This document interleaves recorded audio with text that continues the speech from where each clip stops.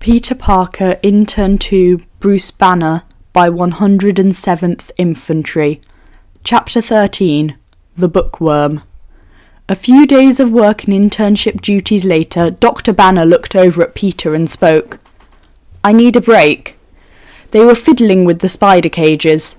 Somehow the Oscorp experiments, a supervisor had decided to use custom cages built by interns. Consequently, Bruce and Peter were building several cages by hand. It wasn't exactly fun. "What do you want to do, Dr. Banner?" "Go outside." As much as Bruce hated to admit it, outings tended to make him want more outings. Curse Roger and his forced night out. "My friend works at a bookstore and another one of my friends takes his breaks between classes there. We could go. It's only a few blocks." Peter knew it was a long shot, but Ned would never forgive him if he didn't try. "Are these the ones that know about me?" Bruce tried to sound grumpy, but miserably failed. "To be fair, I didn't tell them." "All right, let's go." And so, at 1 p.m. in the afternoon, Peter and Dr. Banner walked into the Bookworm, a little hole in the wall with a small cafe and walls filled with classics. Instantly, cries of "Peter!" rang out in the store. Luckily, no one else was in the store, not that they would fit. Ned sat at the only table sipping a frap, while MJ stocked books. "Come over here. Who's that with you?" MJ asked. "Dr. Banner," Peter answered as they sat down. Dr. Banner waved his hand in a slight answer. "Awesome," said Ned, and much to Peter's surprise and relief, he moved on. MJ must have prepped him weeks ago. Peter loved her. "Did you know that there is a new Star Wars movie coming out?" And there were the cracks in his facade. Peter didn't mind. "Ned, there is always a new Star Wars movie coming out. When are we going to see it?" "The release date hasn't come out yet." Ned looked to MJ for some help. His brain was having trouble functioning near Dr. Banner. "I've got a book that you might like, Peter. It's about Tesla and Edison. Not my favourite, but you might like it," MJ said. "I'll take a copy too," spoke Dr. Banner. MJ smiled. She had no idea how this place was still going, but 2 sales would definitely help it limp along. They chatted for a while about novels and movies once Ned emerged from his stupor. Dr. Banner found out that he kind of liked it. The sun filtered in through the front windows pleasantly, and the older wood was such a nice contrast from Stark Tower.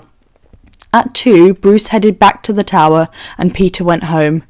Ned went to class while MJ found a good book to get her through the end of her shift. They all separated, but as Peter and Bruce walked out of the shop, Bruce couldn't help but say, "We should do this again." Everyone agreed. Chapter 14 Chemistry. By Friday, Peter and Dr. Banner had set up everything needed to bring in the spiders. While Peter was taking charge on the project, it was going much faster than he thought it would because Bruce kept coming over to help. Anytime something was not working the way it should, the frustrated party would go over to the other person's workstation and help them until they figured their problem out. The result was workspaces that inched ever closer to each other. Today, Peter was staring over Dr. Banner's shoulder after reading a particularly wordy article that it seemed the writer didn't even understand. He watched as the man reworked a machine to allow for an emergency power shut-off. He did it with everything he bought, but Peter still enjoyed watching the process.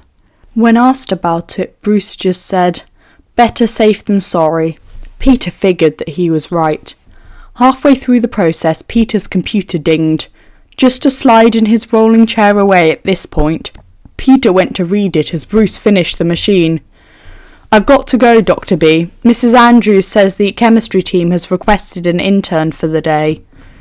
"One day I'm going to rewire that computer to send those emails somewhere else," Bruce joked. "That's not even how that works. You need code," Peter said as he walked towards the door. "I'm sure I could figure out how to code through wires. Do you doubt me?" Peter just stuck out his tongue as he left. Dr. Banner loved to play dumb about computer stuff, but the only reason he hadn't learnt it was so that he could call in Mr. Harrington. Peter fiddled at his shirt as the elevator went up. It was covered in grease from climbing into one of the bigger radiation machines, while the emergency power shutoff was engaged, of course. One could barely make out the words. I make bad science puns periodically. He stepped out onto the floor full of people in white lab coats and sterile surfaces. Oops. I thought we ordered a chemist, not an engineer, yelled a frantic-looking scientist in the back corner. I can do a bit of everything, Peter countered. You're 12.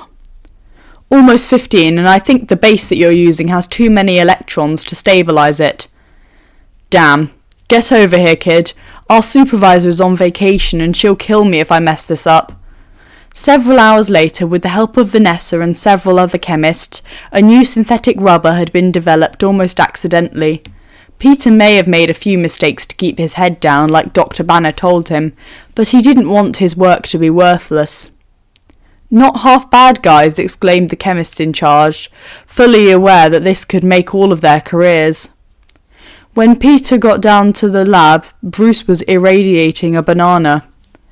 It's a pet project for Steve and Bucky, he explained. Also, you were gone too long. Whose career do I have to watch this time? The whole chemistry floors? Peter said, mocking guilt. Nothing dangerous. Nothing dangerous. Just expect some awesome shoes. Get over here and help me with this. You got it. Hi, I hope you enjoy the podfic. If you do, please consider subscribing as I try to upload at least twice a week. It really makes my day. I am taking requests, so if you have a favourite fic you would like covered, drop me a comment and I will reach out to the author for you. Have a lovely day.